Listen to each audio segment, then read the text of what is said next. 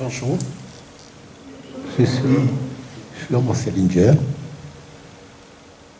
sculpteur, ancien déporté et juif et français. Donc, ma façon de témoigner, puisque je suis un artiste, je le témoigne avec mon art. Car je pense qu'une œuvre d'art est un outil exceptionnel, très très bon pour garder la mémoire plus loin que les paroles que je vous adresse ici. Et pour moi, l'exemple, c'est le peintre Goya, par qui, moi, personnellement, j'ai compris les exactions des soldats de Napoléon en Espagne. Et après, j'ai lu et j'ai compris qu'est-ce qui s'est passé. Donc, je suis né en Pologne, pas loin de Cracovie, pas loin du camp d'extermination de Auschwitz. Et j'étais d'une famille plus ou moins aisée, pas de grands richards, mais par rapport à la population juive de notre petite ville industrielle, nous étions quand même privilégiés, puisque pendant les vacances,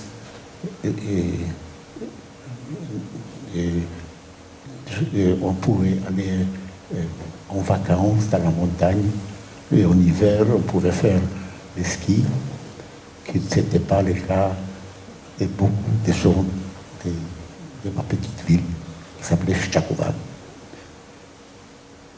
Donc,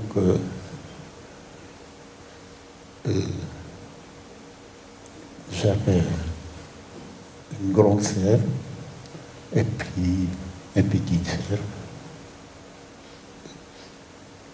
Et quand la guerre a commencé, quand la Pologne était envahie par l'armée allemande, hitlérienne,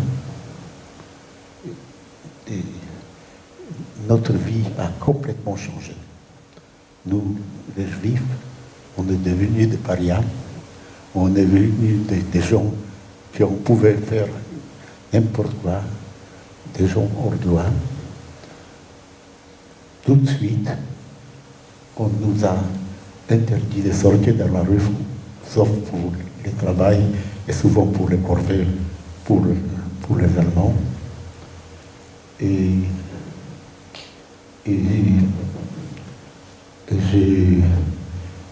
quand j'étais à l'école primaire en Pologne, dans notre pays, c'est les frontières allemandes, il y avait une certaine population allemande. Et à l'école, j'avais un ami allemand qui étant donné que lui, il était dans une minorité allemande et moi dans une minorité juive, ça nous rapprochait. Quelque temps après l'annexion de la Pologne, mon ami était tout de suite embrigadé dans la jeunesse italienne. Il se promenait avec ses habits de jeunesse italienne, avec un petit couteau de côté. Et un de ces jours, il m'a rencontré, il est venu avec son couteau, il m'a fait les bouches. tout de suite, très vite, le lavage du cerveau a fonctionné. Tout de suite, l'effet du groupe avait une influence sur lui. Tout de suite, son cerveau et son cœur étaient annexés par le groupe. Même dans ce groupe, des gens constitués moralement, normalement, n'étaient plus maîtres de leur propre pensée. C'est le groupe qui pensait pour eux. C'est le groupe, et le groupe n'a ni cerveau ni cœur. Et encore une image, parce que moi, je vous témoignerai par les images, par mes cauchemars que je transforme en œuvre d'art. Et encore, mais ça c'est encore avant notre déportation, avant la liquidation de notre ville. Ma toute petite sœur, tout de suite, nous étions rationnés pour des alimentations. Et ma petite sœur qui voulait, on a besoin du lait pour elle. Puisque je n'avais pas aucune caractéristique physique que les nazis se faisaient des juifs. J'ai pu aller dans la campagne et chercher chez les paysans de l'île. Mais un jour, ils se sont rendus compte que je suis juif. Et donc, en sortant de chercher, tout de suite, un de leurs fils m'a pris tout mon argent et je n'avais pas de lait pour ma petite sœur. Encore une histoire, une petite histoire, il y avait quelques policiers. Nous étions, notre ville était tout de suite annexée et c'est devenu l'Allemagne, comme les Alsaciens. Et les policiers étaient tout de suite des policiers allemands. Et parmi les policiers, il y avait un policier qui avait un nez comme ça, qui sortait directement des caricatures antisémites qui les nazis se faisaient des juifs.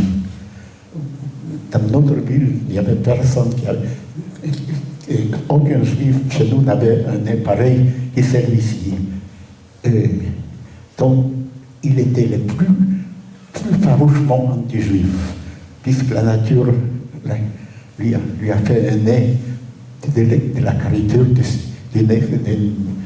journal nazi de Stierberg. Alors, un jour, il s'amène à la maison, et puis nous étions tous surpris.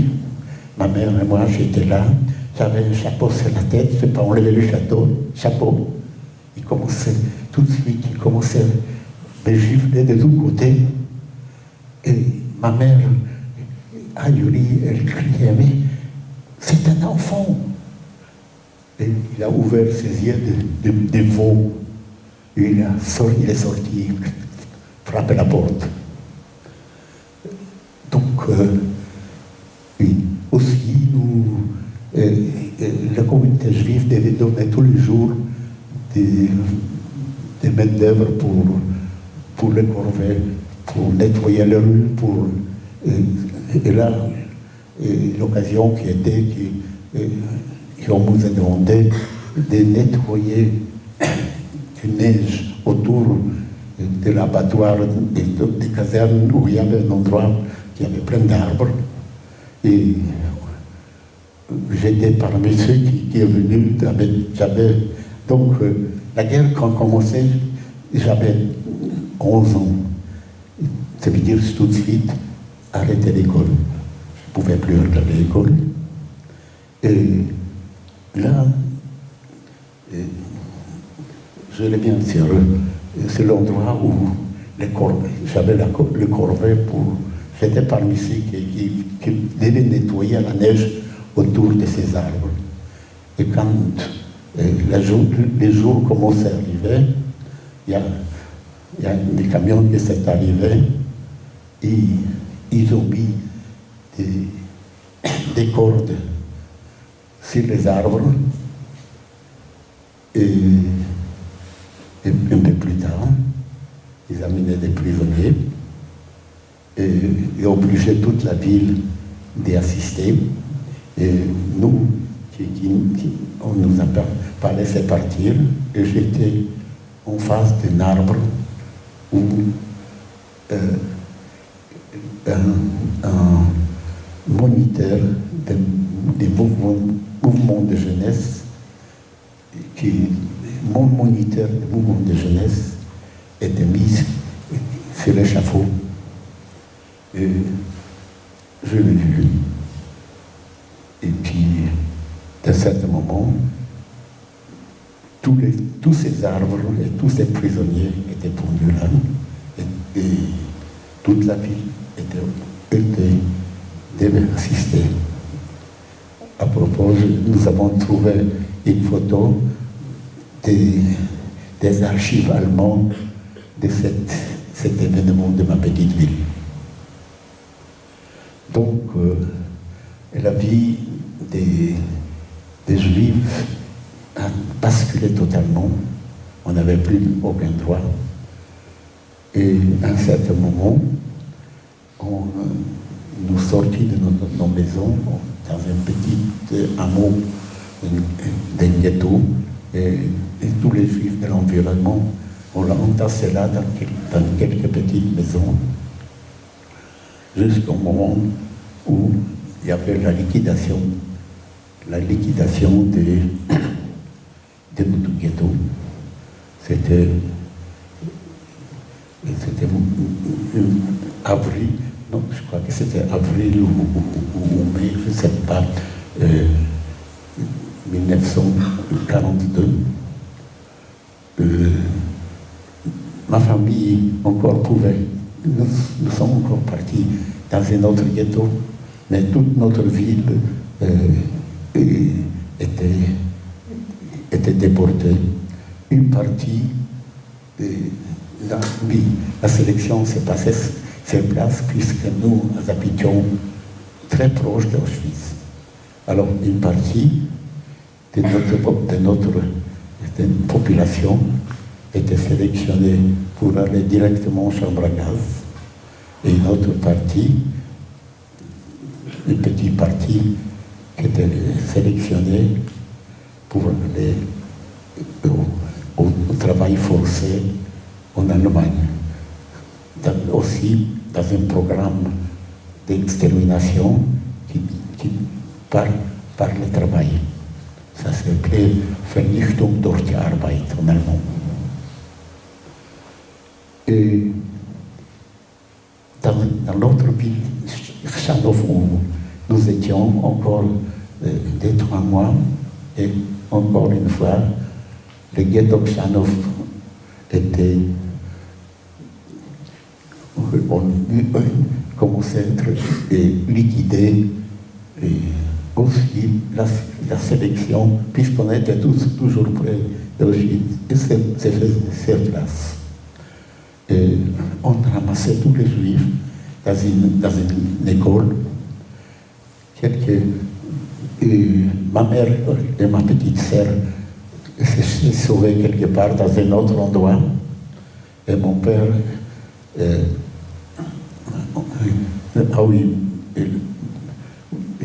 mon père et moi, on se restait, on nous amenait dans cette école, on nous séparait.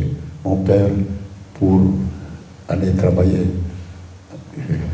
pour les camps de concentration de travail, et moi, on m'a mis en bas avec ceux qui devaient aller être exterminés. Et puis, nous étions séparés par une bande, par des policiers allemands qui nous surveillaient. Et je suis resté en bas quelques temps, et puis je suis remonté de nouveau à côté, et un policier juif du ghetto remarqué que je suis en bas, j'avais 14 ans, presque 14 ans. Il m'a vu là, il commençait à écrire, qu'est-ce qu'il te fout là? Tu as 17 ans, il m'a poussé vers l'arrière, vers là-haut. Les policiers n'avaient pas le temps de réagir et j'étais déjà de l'autre côté. C'est le commencement des survies qui a commencé, ma survie qui a commencé. Donc, voilà. Et nous étions donc, voilà, voilà, nous étions tous les SS qui rentraient dans nos maisons, sortaient, nous devions lever les mains, et ça c'était le rafle d'abord le Chakova, et ensuite où j'étais, et avec mon père à Kchanov. Et dès là, nous étions, vous voyez, dans un camp de travail, mon père. Voilà. Bon, vous revenez. Vous revenez? Voilà. Et à Auschwitz, des trains, un après l'autre, de toute Europe qui arrivaient pour le camp de Auschwitz ou des autres camps en Pologne où on exterminait des Juifs, soit par le gaz, soit dans des camions avec aussi des gaz. À Auschwitz, c'est des chambres à gaz et des crématoires, évidemment. Voilà, quand les gens arrivaient, tout d'un coup, le monde a changé totalement, accueilli par les chiens qui étaient dressés contre les prisonniers. Et des sons étaient dirigés vers les chambres à gaz.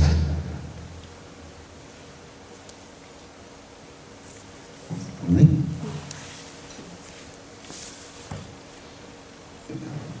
Et quand les wagons arrivaient, parfois, et des jeunes femmes avec leurs bébés, elles se rendaient compte, si elles sortaient avec leur bébé, elles vont être assassinées, gazées avec leur enfant. Ils laissaient l'enfant dans les wagons et les SS sortaient les enfants au bout de leurs baïonnettes et en faisant des reproches aux femmes, quelle mère vous êtes. Voilà l'image.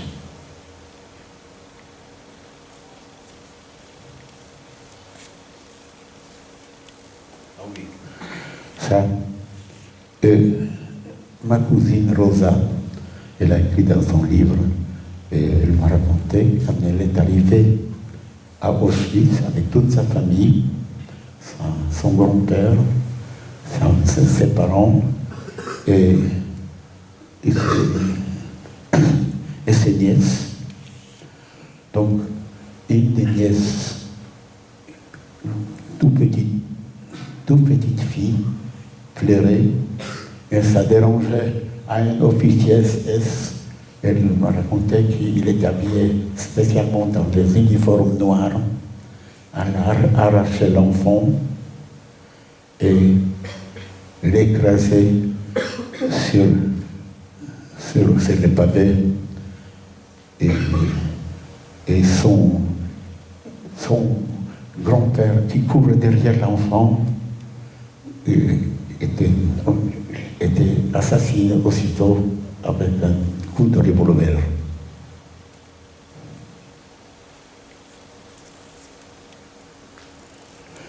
Mes images là, elles ne sont pas, elles ne vont pas l'une après l'autre, c'est la façon dont il se présente dans mes cauchemars et puis ensuite je les transforme en œuvre d'art. Donc ici, c'est beaucoup plus tard, déjà en 1944, quand la liquidation des Juifs de Hongrie qui s'est arrivée en 5 semaines, je crois que c'est 600 000 Juifs d'Hongrie étaient assassinés à Auschwitz. Et il n'y avait pas assez de place dans les crématoires, donc on jetait des enfants vivants directement dans le feu.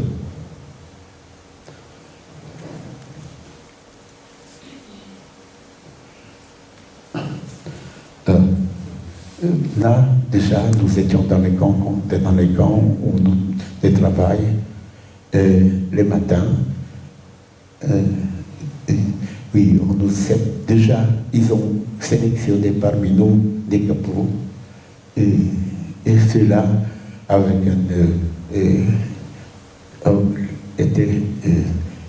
étaient préposés de nous diriger à l'intérieur de la cave, des camps.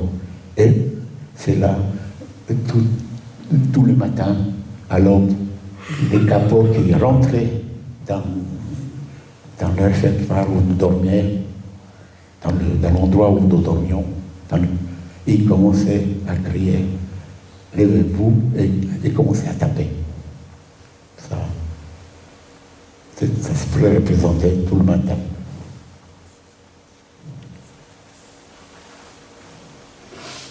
Là, tout le matin, ensuite,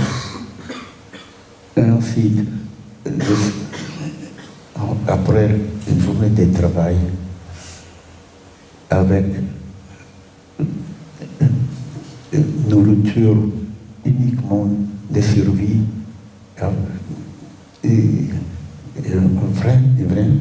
vraiment affamé, et on restait sur les places des appels, et ils nous racontaient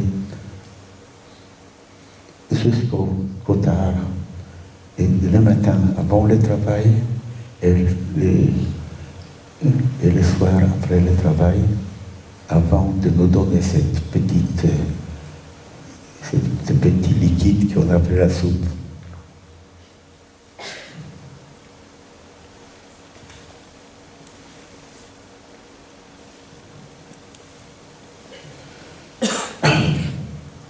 Il y a encore une image qui me revient. Là, nous travaillons et on nous attend des travaux forcés, on nous attend. Moi, j'ai travaillé avec mon père aussi, qui était là, pour creuser les fondations pour l'usine des armements des groupes. Et périodiquement, il y avait une sélection à l'intérieur du camp, des gens qui se sont affaiblis et qui n'étaient plus très efficaces pour le travail. On les a amenés vers la mort. Ça, c'est la sélection.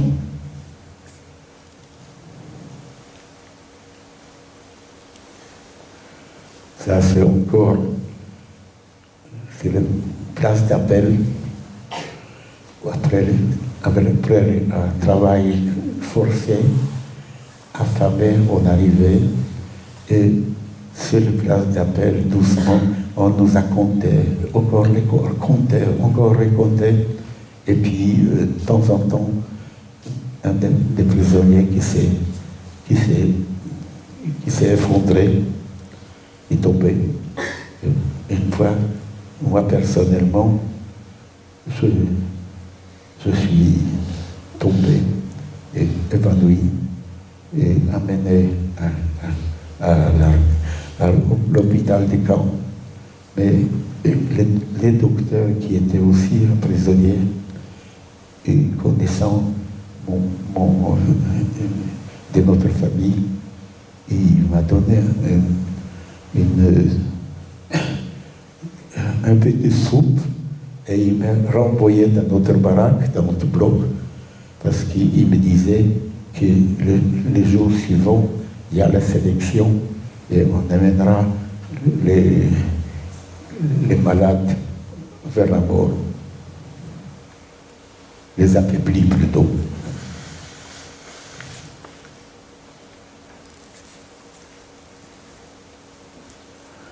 Oui, c'est une image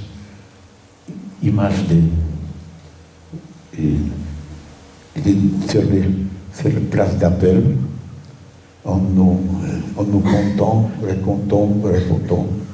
et par les capots, et quand les SS rentraient dans le camp pour recevoir le compte rendu des nombres de prisonniers qui sont là avant d'aller au travail. Il y avait un rite complètement idiot qui, quand les SS rentraient, on devait enlever les chapeaux.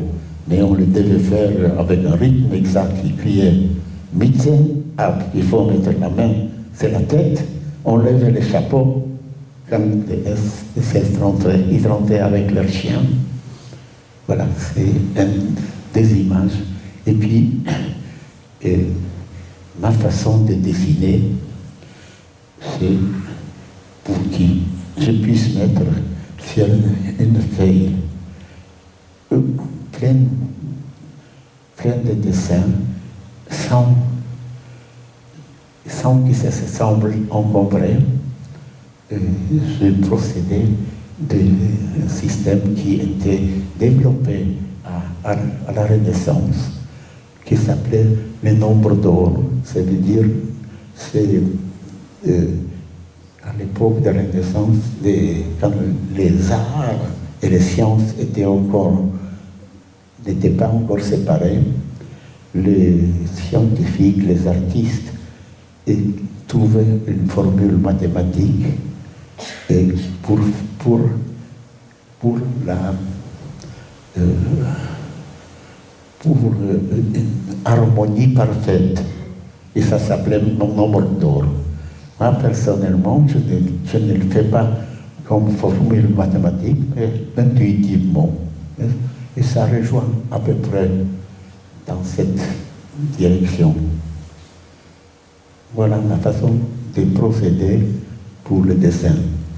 Et ces dessins sont faits sur des grandes feuilles et dessinés avec des fusées et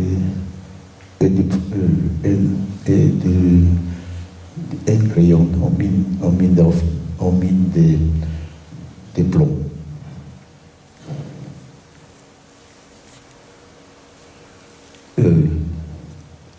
Un de ces camps qui était Filtaichen, où j'étais, il faut dire que je suis passé par 9 camps. Chaque fois que je travaille dans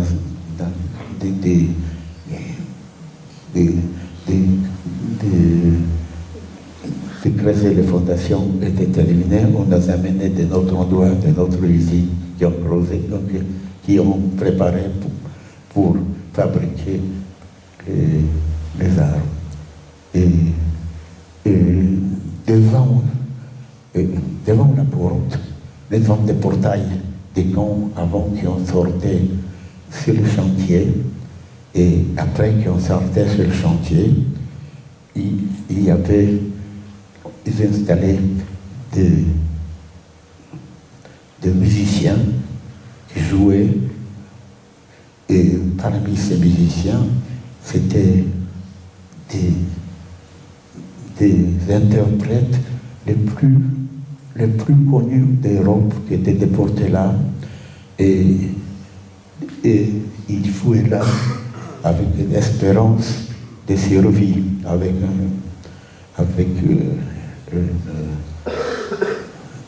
une espérance, mais illusion de survie. Et donc, le matin, quand on sortait sur le chantier, on était accompagné par la musique et qu'on rentrait aussi. Et voilà.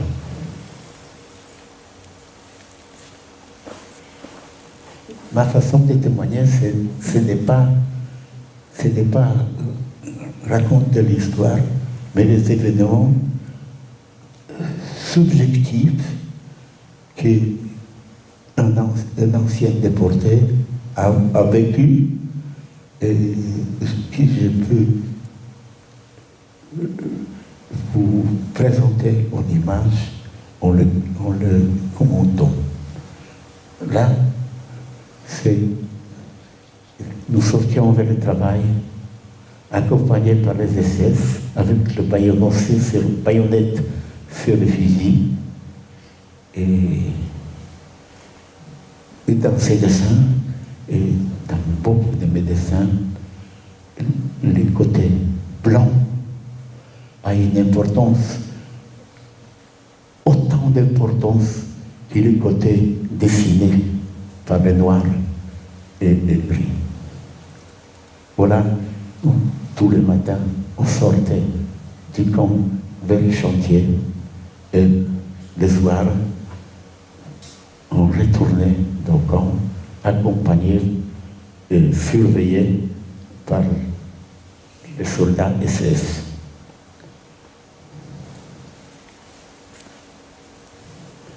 Et ça, c'est dans le travail sur le chantier. Ici, je me souvenais qu'on nous faisait pousser les wagons qui étaient chargés avec les matériaux de construction. Et battus, surveillés, humiliés et insultés par les SS qui nous surveillaient.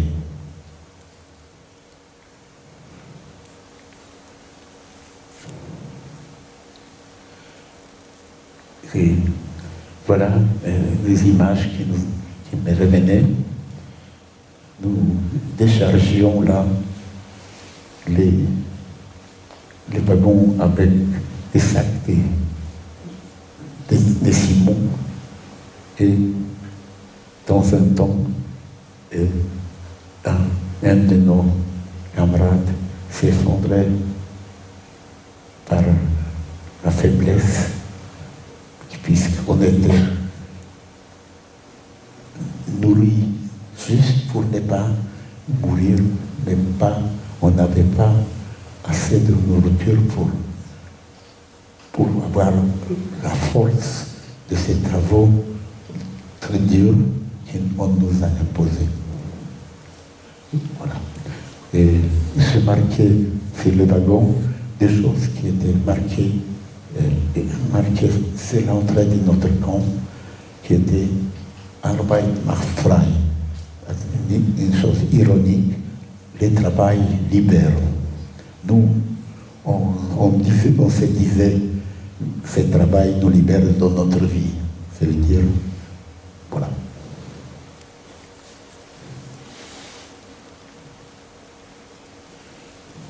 Voilà le travail dans la mine. Et vous voyez, dans terrasse, c'est-à-dire le foyer est assez grand, j'ai pu mettre l'impression des mouvements de travail féroce, forcé.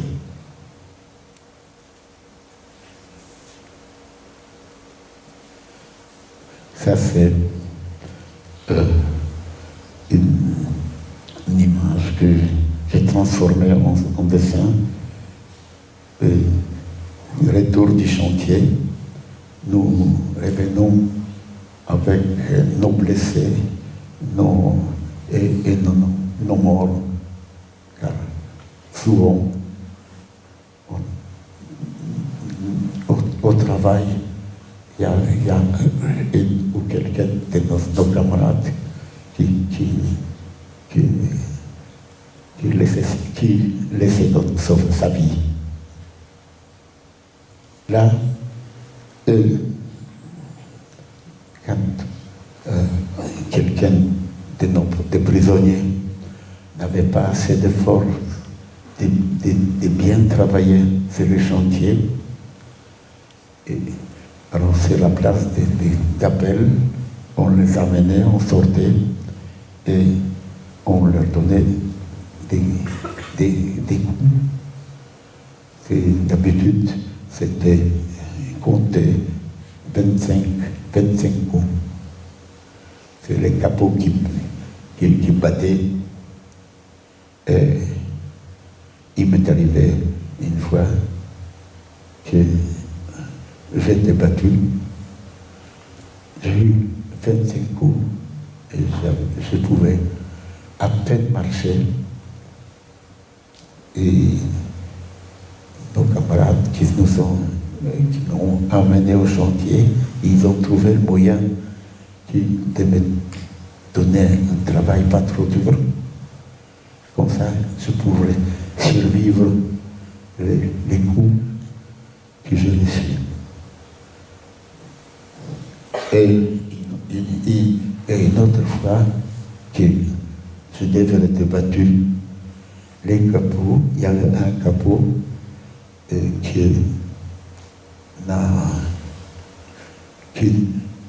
il m'a dit que j'ai crié avec évidemment des mots grossiers parce que là,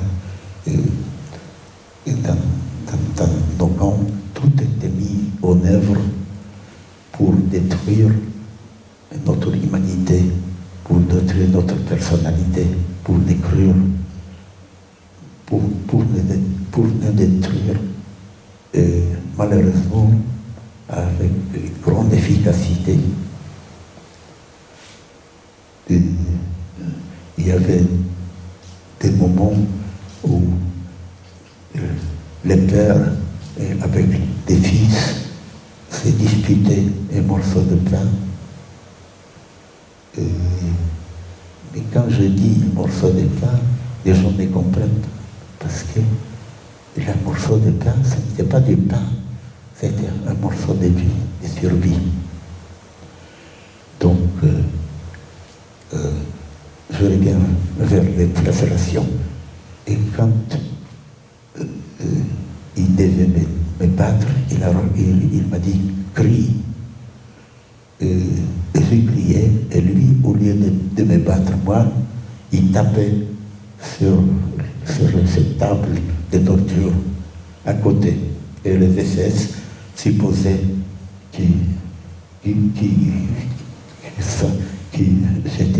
j'étais flagellé.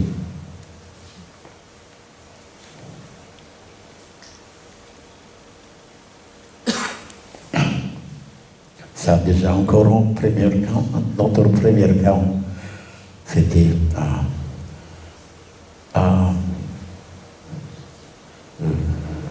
Fallbrig.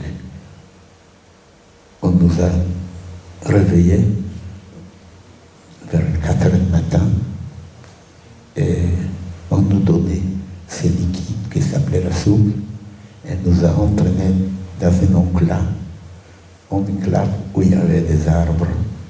Et je me rappelle que c'était encore nuit, je buvais cette soupe, et tout d'un coup, je me suis rendu compte qu'au-dessus de ma tête, il y avait des pieds qui suspendaient. Ça veut dire que tous ces arbres, sur tous ces arbres, il y avait nos camarades qui étaient fondus, qui étaient là. Et ça pour nous montrer que c'est notre, qui n'est plus de démolir notre morale, notre espoir de survie.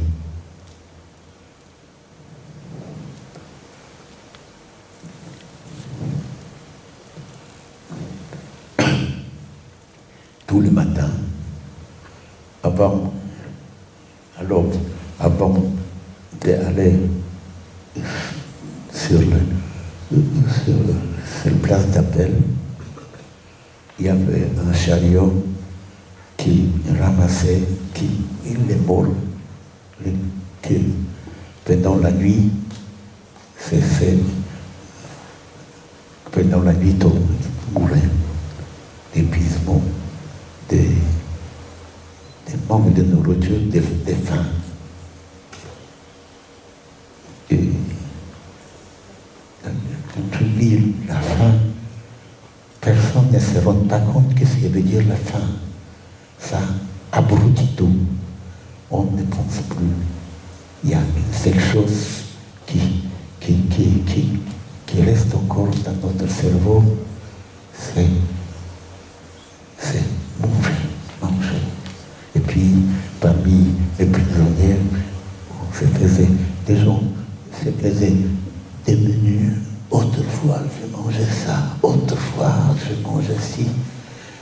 Et on s'est encore torturé avec le manque de nourriture. Donc, le chariot de la mort amenait les morts vers la place d'appel parce que tout le monde devait te compter.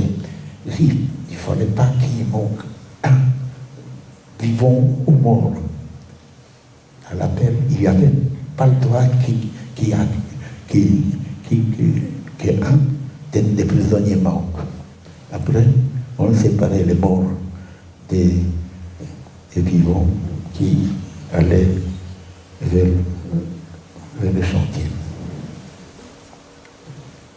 Là, c'est les gens qui n'avaient plus aucune chair sur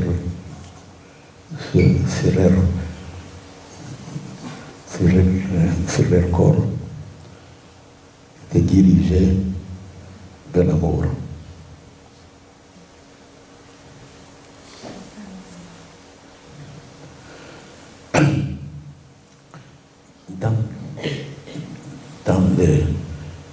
Dans les crématoires,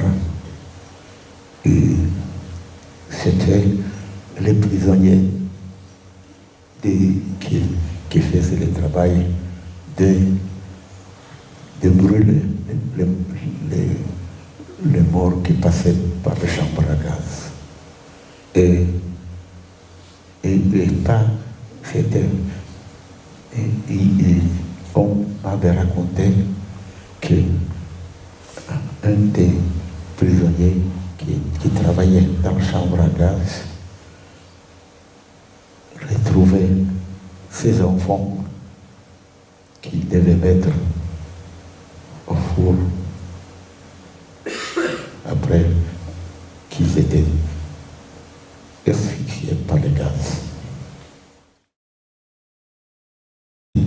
Et il est arrivé qu'il prenait les prisonniers en leur mettant des bouteilles sur la tête et il tirait, s'entraînait de tirer.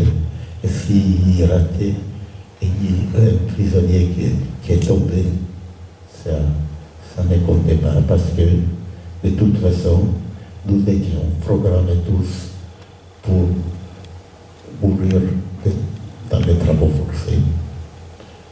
Je parle des Juifs.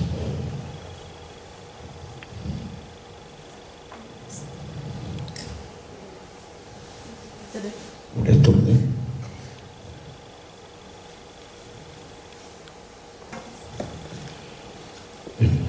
Parmi des autres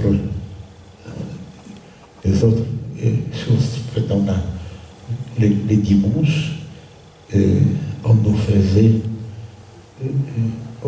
mettre notre veste avec les boutons en arrière et on nous chargeait les sables sur notre veste d'un endroit à l'autre. Comme ça, on faisait faire des travaux inutiles. C'était une des choses psychologiques affreuses. Et évidemment, on passait sous les coups des SS et des capous qui nous battaient constamment et qui nous insultaient, battaient. Voilà. Ah bon, oui, et évidemment, nous étions entourés de barbelés électrifiés. Et là, je représente que de temps en temps, un prisonnier s'est jeté sur le barbelé et il terminait sa vie. Comme ça, il s'est suicidé. Mais ça n'arrivait pas aux prisonniers qui étaient déjà longtemps là, parce que nous n'avions plus cette force déterminée avec notre vie. Nous étions affamés, torturés, dans des travaux forcés. On ne pouvait pas les faire. Mais souvent, c'était des gens qui étaient arrivés, des nouveaux arrivés qui avaient encore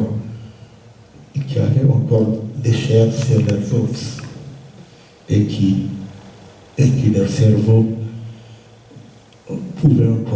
n'était pas affamé, ils pouvaient encore fonctionner, de faire ces gestes.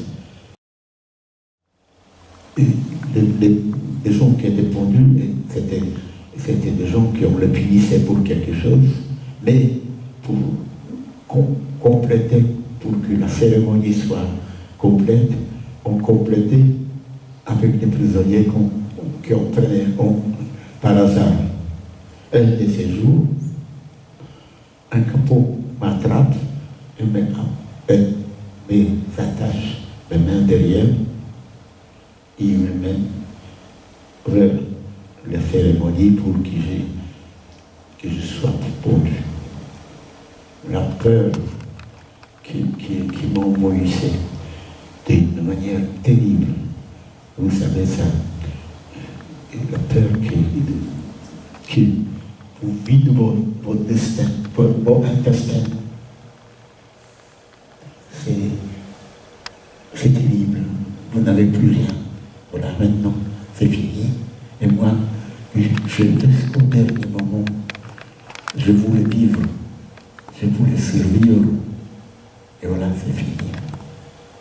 Mais arrivé là où tombaient des pommes de cérémonie, les S disent au capot, nous avons déjà fait tous les cordes étaient déjà prises. Donc, le capot coupe les ficelles qui attachaient mes mains et il me donnait un coup de pied. Et au lieu d'être acteur, j'étais spectateur.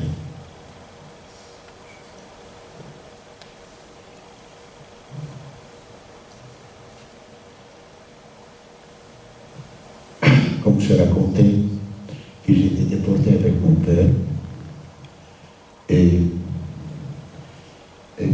mon père, pendant la vie normale, je n'ai pas tellement eu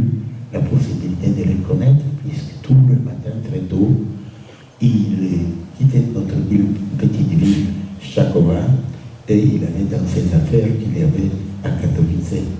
Et 25 minutes de train, quelque chose comme ça, au début. Et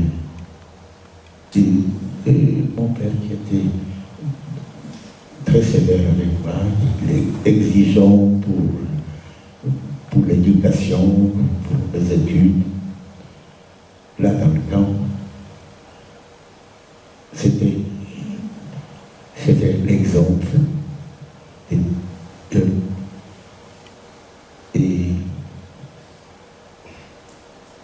il était avec moi quelques mois. Il s'est affaibli. Et ils ont pris mon père dans le camp qui disait un camp de convalescence. Mais tout était codé avec des fausses nominations. Et dans ce camp, j'ai compris, j'ai su après la guerre qu'il était assassiné avec un tuyau d'eau dans la bouche et comme ça faisait éclater de l'intérieur. Voilà. Mais avant de mourir, j'étais encore 3 mois avec lui. J'ai eu les leçons de la vie, de dignité jusqu'à la fin. Parce que quand je disais que tout était mis en œuvre, qu'on perde notre visage humain, notre humanité, et avec une très grande efficacité. Mais parmi ici et là, il y avait des hommes qui restaient, ce n'étaient pas des saints, mais des hommes jusqu'à la fin. Et pour ça, c'est comme ça. Moi, je crois à l'homme. Je sais que l'homme est possible.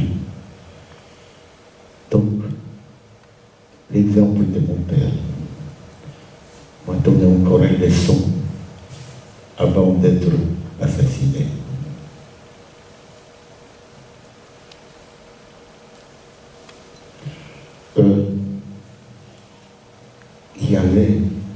Il n'y avait pas de limite pour le sadisme qui exerçaient les nazis dans les camps. Et il y avait pouvoir sur notre vie, car notre vie ne valait rien.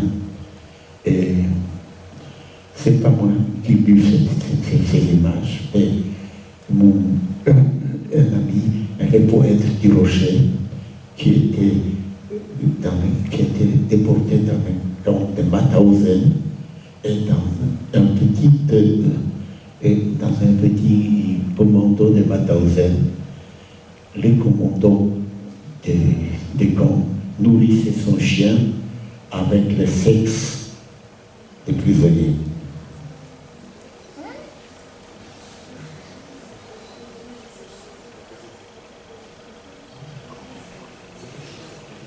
Il n'y avait pas de limite pour les exactions.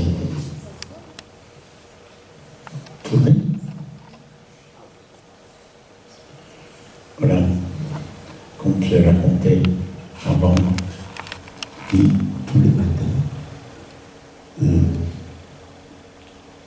matins, tout l'aube avant d'aller sur le place d'appel, il y avait un chariot qui ramassait les morts. On les amenait sur la place d'appel, et chaque groupe devait être compté. Il ne devait pas manquer à personne, ni vivant, ni les morts. Après, les morts étaient séparés, et nous, on nous amenait sur le chantier des travaux forcés.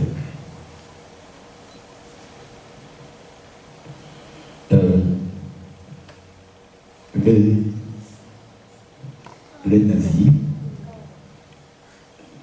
et quand les prisonniers arrivaient,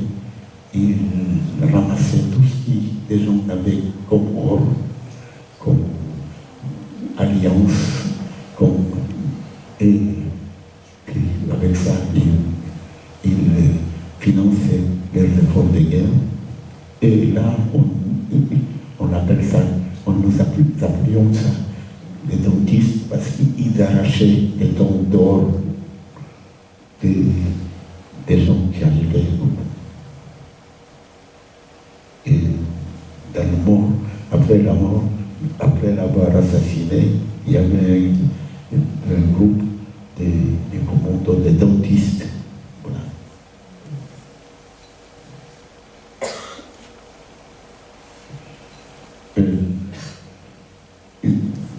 Dans un des camps où j'étais, c'était Flossenburg, on tombait aussi sur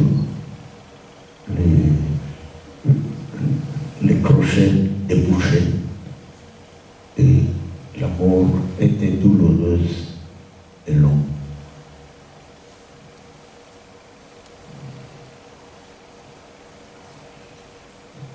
Encore une cérémonie de pendaison accompagnée par un orchestre de prisonniers. Et parmi ces musiciens, il y avait les musiciens les meilleurs musiciens de l'Europe qui étaient là, peut-être du monde, et jouaient ces marches idiotes allemands et avec une illusion de survie.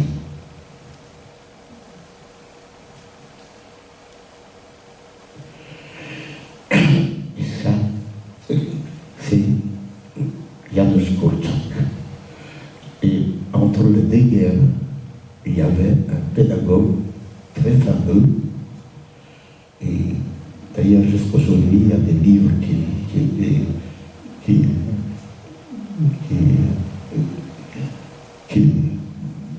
racontent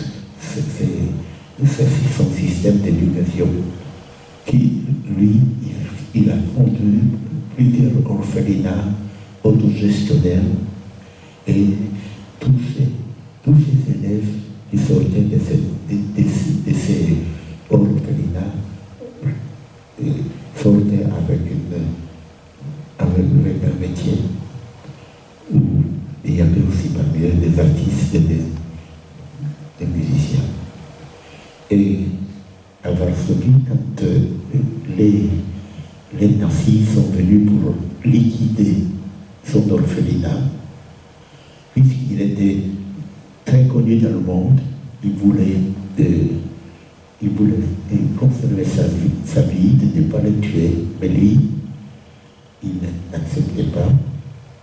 Ils allaient à Treblinka, là où on exterminait les Juifs de Varsovie, et il allait avec ses enfants. J'avais un ami, malheureusement il est mort, qui écrivait un poème que ce poème disait « Dieu ne s'est pas présenté au public depuis 3600 ans, mais on l'a perçu dans les bras de Janusz Korczak vers la route aux chambres à gaz. »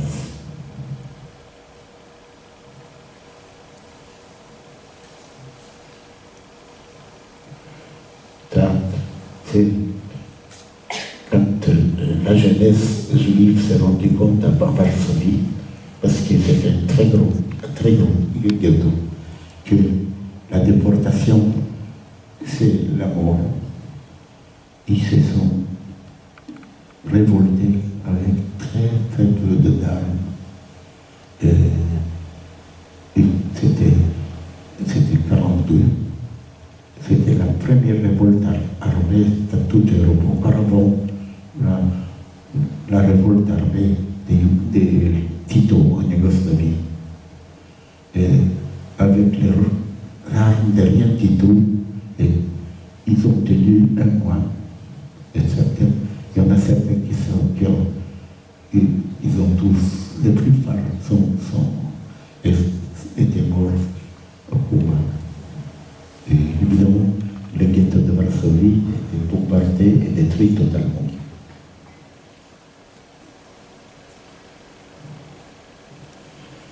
Ça, la représentation des marches de la mort. Quand les armées alliées s'approchaient vers en Pologne, vers les chambres de concentration en Pologne, et donc les nazis menaient les prisonniers valides en exode vers l'Allemagne, car jusqu'au dernier moment, ils espéraient de continuer à exploiter les forces de travail pour les armements des forces allemandes.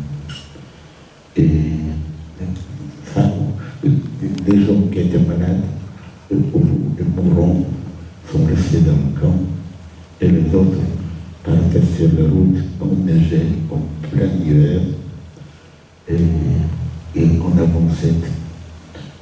Ceux qui n'avançaient pas très vite étaient assassinés par les nazis, disons, par les SS. Ça, on appelle ça, aujourd'hui, on appelle ça le marche de la mort. Ça encore, on regarde ici encore, voilà, ce ne sont pas des images qui s'excluent l'un de l'autre, mais selon les cauchemars qui me reviennent, parce que ma mémoire est composée par les images, et il ne se présente pas chez moi d'une façon suivie comme on construit un livre. Et quand un cauchemar m'obsède trop, je l'ai construit en œuvre d'art. Une œuvre d'art fait un témoignage. Et le témoignage, c'est la mémoire. Voilà. Encore avant. On revient vers la marche de la mort. Ça, c'est mon désir. L'autre image, c'était ma première marche de la mort. Et là, c'est déjà la deuxième marche de la mort. C'était déjà au printemps, d'été, où j'étais dans un camp de Flossenburg.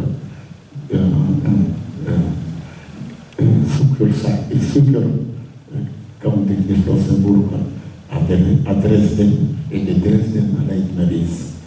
Et les prisonniers qui ne pouvaient pas avancer assez vite, car ils étaient épuisés, on leur mettait les cordes sur le cou et on étranglait comme ça. Je ne sais pas pourquoi, dans la première marche de la mort, il tirait, et la deuxième, il assassinait de cette manière. Et on le traînait un peu, puis j'étais dans le ravin à côté. Ils étaient très pressés parce que les forces armées avançaient vers la fin de la guerre. Et c'est très bizarre que jusqu'à la fin, l'œuvre des massacres continuait. Voilà. Ça, c'était à Gross-Rosen. Quand on arrive en Gross-Rosen, il n'y avait pas assez de place dans les baraquements, on nous a mis dans une cave pour eux. Et il n'y avait pas de place pour tout le monde. Donc, les cadeaux nous ont rangés un sur l'autre. Et on passait la nuit, et la nuit, la boue montait de tous côtés comme ça. Voilà. Et ça, c'est notre déplacement en plein hiver des Grosses Roses à Flossenburg. Et là, on ne marchait pas on ne faisait pas une marche à pied, mais dans les wagons ouverts. Et puis, arrivant à Flossenburg, il y avait pas mal de nos camarades qui étaient morts de froid. Et évidemment de faim, et aussi de soif.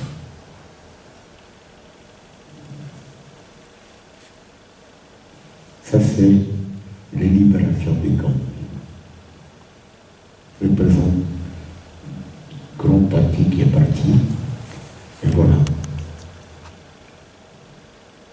Et nous, les anciens déportés,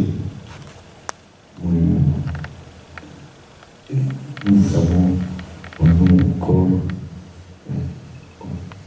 nous sommes toujours, nous portons nos camps d'extermination.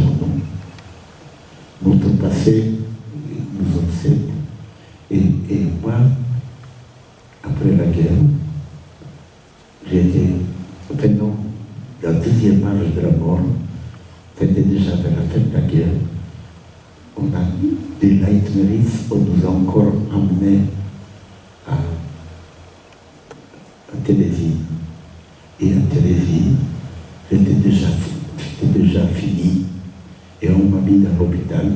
C'était déjà fin de la guerre. Et quelques temps après, on m'a mis parmi les morts. Je ne bougeais plus. Là-dessus, un médecin officier russe est passé. Il a vu que je ne suis pas tout à fait mort. Et il m'a fait hospitaliser dans un hôpital de camp, hôpital des militaires, où les voisins de l'île, c'était des blessés soldats, les infirmières, c'était des soldats. Et une fois, et les médecins s'est acharné pour me rendre la vie. Un peu, quand je suis arrivé un peu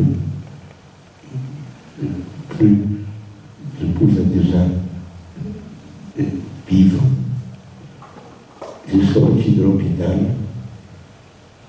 et j'ai fait donc 7 ans, j'étais amnésique.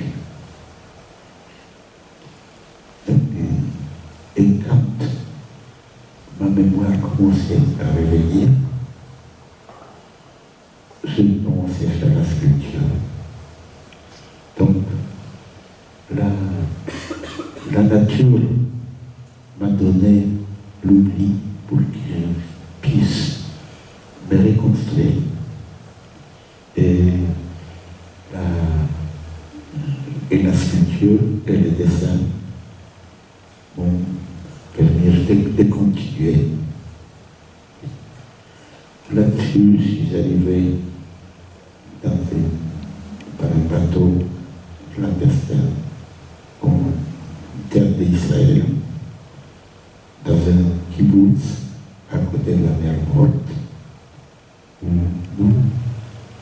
où la terre avait 17% de sel, et nous lavions la terre. Et cette terre qui était aride, qui n'a jamais été fertile, commençait à revivre. Et moi aussi,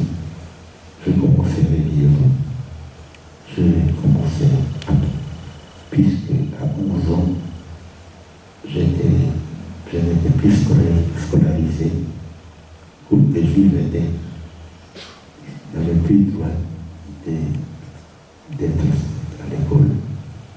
J'ai appris le droit, j'ai appris les mathématiques, l'histoire, et j'étais initié à la poésie. D'ailleurs, j'ai toujours aimé la lecture, plus qu'aujourd'hui. Et puis, des femmes qui m'ont appris la littérature. Non, je les viens aussi bien à Flossenbourg et aussi à Grossrode. Les paysages, c'était des montagnes, aux paysages du monde. Hors des barbelés, tout était beau. Et c'était des choses qui me démoralisaient le plus. Je détestais la beauté. La beauté ne devait plus exister puisque la mort, les tortures, les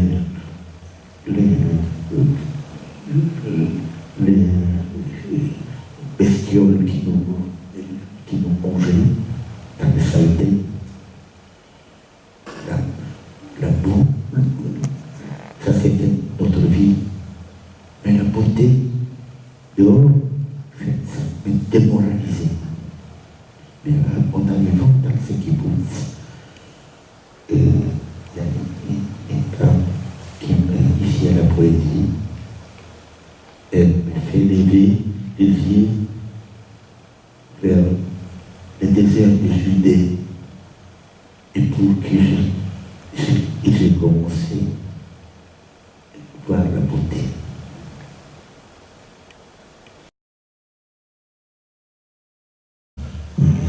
Au milieu de Paris, par où les forces alliées sont arrivées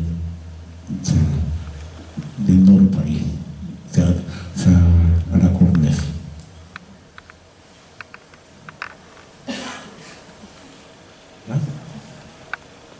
Ça, c'est ça, Yad Vashem à Jérusalem, c'est le monument pour les justes des nations. Les justes nations, ce sont des gens qui ont risqué leur vie pour sauver les enfants et les juifs de la mort non cachée. Et si je crois à l'homme, c'est parce qu'il y avait des gens simples qui ont pris sur eux la survie de leur prochain. Ça, c'est aussi un des monuments qui s'appelle « Je suis gardien de mon frère ». Ça, c'est à côté d'Orly. Non, pas à côté d'Orly, à côté de Charles de Gaulle. Ça, c'est en Israël. Ça s'appelle...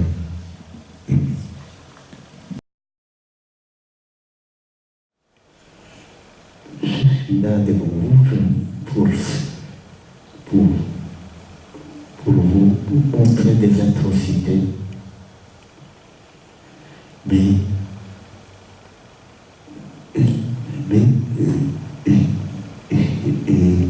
la déchéance humaine, mais dans toute cette déchéance, j'ai trouvé des gens jusqu'à la fin qui restaient des hommes. Et c'est pour ça, moi je crois à l'homme. Je crois à l'homme, puisque j'ai vu que l'homme est possible. Donc l'homme est possible. Et je suis là pour vous prévenir de ne jamais, jamais se laisser mentir, réquisitionner votre cerveau par un groupe. Parce qu'un groupe a dit cerveau, dit cœur. Jugez toujours par vous-même, par votre cerveau et par votre cœur. Jamais, jamais ne laissez pas vous confisquer votre cerveau et votre cœur. Merci.